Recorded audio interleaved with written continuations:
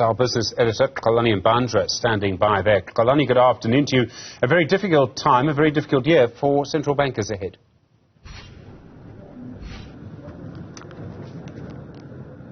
Thank you very much, Stephen. Our apologies for our network issues here.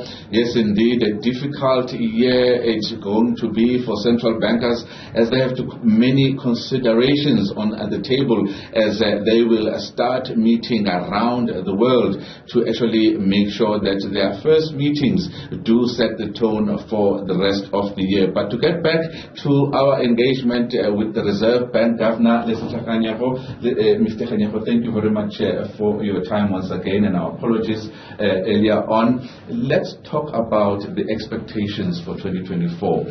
We saw how ravaging when it comes to consumers' pockets last year was in terms of those who have access to credit, because when it comes to interest rates, it's all about those who have access to credit and actually use it. They want to know how you think 2024 is going to pan out, or is likely going to pan out, and what might influence the decisions of central banks around the world and in South Africa. Are we at a peak of inflation as it has been bandied about for at least 6 months now? Thank you very much. What is interesting about this cycle is that inflation in major emerging markets peaked earlier than in the advanced economies. Why was this so?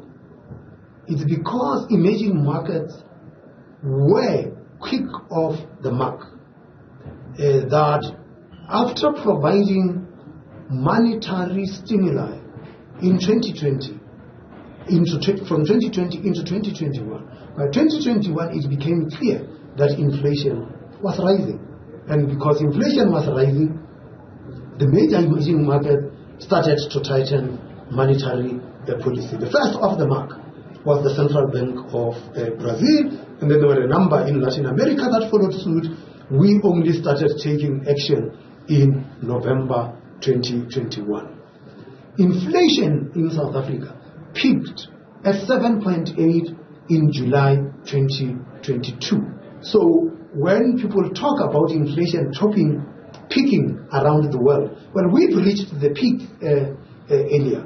And it was not surprising that the Central Bank of Brazil was amongst the first to also start cutting rates, because they had moved so much earlier, and they had created the space. Their real interest rate, that is, their interest rates adjusted for inflation, are way higher than that of South Africa. So they have got the scope to be able to adjust. So the important aspect of understanding what's going to be happening with interest rates is to understand what has happened with inflation and what is likely to happen with inflation. Inflation did decline into last year, and we reached a low of 4.7%, and it was clear that if we were to sustain that, it would have created room for monetary policy to then say that the job on reining in inflation is done. But it was not to be, because inflation started creeping up and rose all the way to 5.9. It has come down again to 5.5, and we expect that the outcome for 2023 for inflation is 5.8%.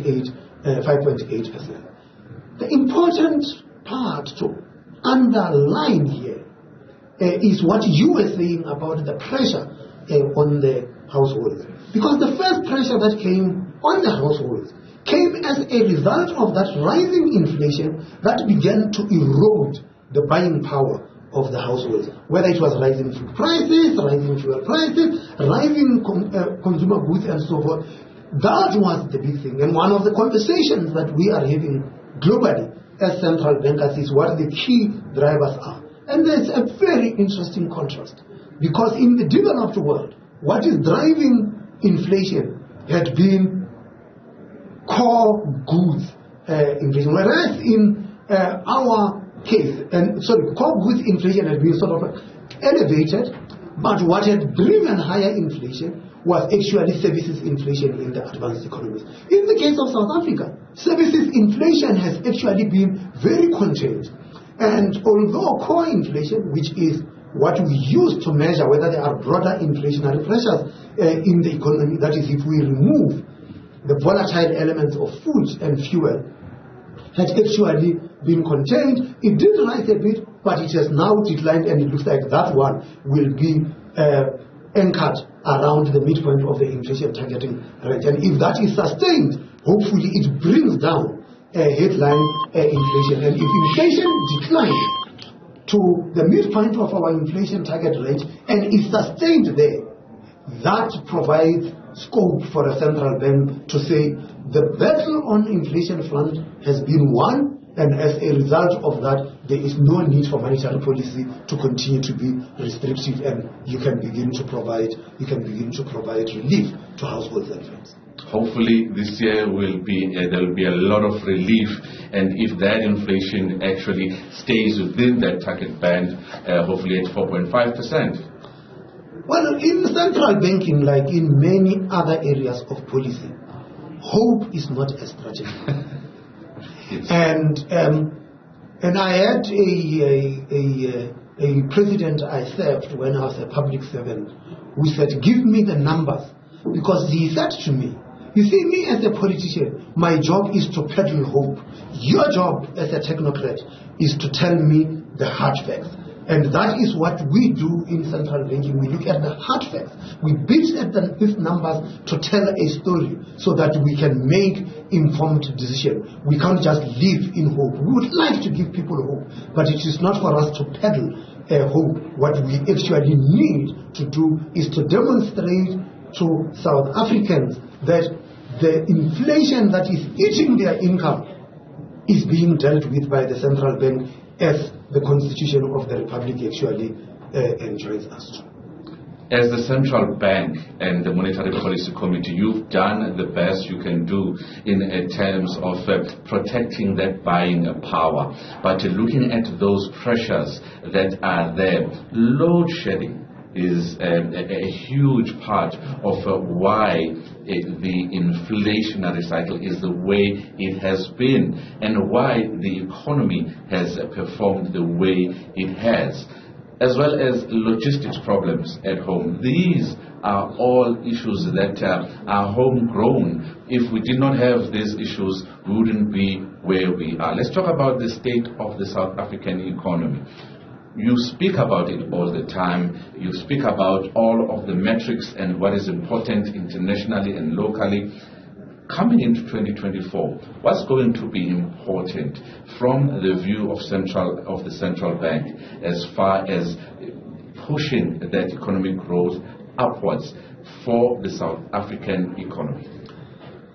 The South African problems on the growth front has always been structural. And the two constraints you have mentioned, logistics and energy, had been binding constraints on growth. We estimated that last year, if we didn't have the intensity of load shedding that we had, that the economy would have grown about 1.6, 1.7% faster than what it has grown now. And that is significant. What we hadn't envisaged when we were doing this estimate was the impact that the logistics network was also going to be having. So forget for now whether commodity prices have come down or not. South African miners can still mine profitably if they can get these commodities to market.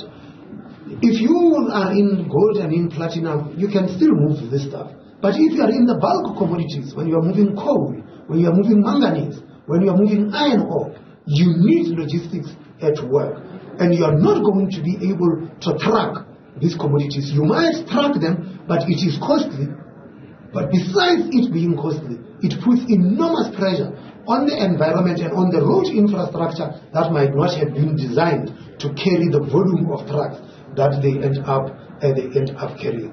And so the government has correctly identified these, and I'm glad that you raised the issue of energy, because the approach or the attitude of South Africans had been that with my baby must just solve ESCOM and then our problems will go away. But the approach of government is a very, very compelling one, which is sort out the sector. And you could see through Operation Vulindlela the reforms that had been embarked on and the impact that it had made. One of the reports from Operation Vulindlela, taking stock, says that households and firms have so far installed just over 5,000 megawatts of renewable energy, whether it is solar or it is wind of the north. Just to give context, 5,000 megawatts is equivalent to 5 stages of load shedding. It basically means that if we didn't have that added, the situation could have been worse. So the reforms are bearing fruit. But this is the thing about us South Africans. We can create plans, and then we can see the plans are working. And instead of saying this plan is working, let us go ahead, let us execute it, we might start a conversation once again to say, oh, but who is it working for? Whereas we should be saying, it's working, can we make it to work better? And I think that through the interaction between government and the business sector and the task teams or work groups, whatever they are calling them, jointly between the private sector and the government, to get these aspects that are constraints to work, that is what is important. And so it's coming into Davos, hearing people talking about cooperation, and one says that, I think South Africa can offer you a thing or two. We take a long time screaming at each other, but at some point we realize, okay, we are in this together, and we form these partnerships. And these partnerships between government and business to alleviate the constraints on the South African economy is what is actually needed at this time. And we have proved to ourselves that these collaborations work. Let us just ramp them up and make sure that they work. And that will deal with the challenge of economic growth that we have seen. Globally, on the inflation front, everybody says that inflation is turning out to have been more persistent, more stubborn than they had said. There aren't many central banks that expect to meet their targets before 2025. Whether you are talking the major central banks or people are talking about we are looking at 2025. I guess what is important is the trajectory. And I would say for South Africans, inflation was rising in 2021. It peaked at 7.8% in July, and then from there it was coming down on a pedestrian pace. But into 2023, it started to come down rapidly. Yes, we did have a few months where we got upside surprises, but our baseline as the central bank is that inflation is on a declining trend. And if that is sustained and inflation expectations are thus contained, then you would be able to provide relief to South Africans, because interest rates are there to rein in inflation. And if inflation is reined and is successfully contained, there is no need for you to keep interest rates high. Let's talk about this particular gathering, the 54th World Economic Forum, very important for civil society, business and government. You are also here, and the theme this year is rebuilding trust. We live in a more fragmented world. Hearing from what WEF is saying, there is a more fragmented world. If it's not the Israel conflict, it's the Ukraine conflict. Rebuilding trust. What does it mean to you as a central banker coming from the most industrialized nation on the continent? There are various aspects to rebuilding this trust.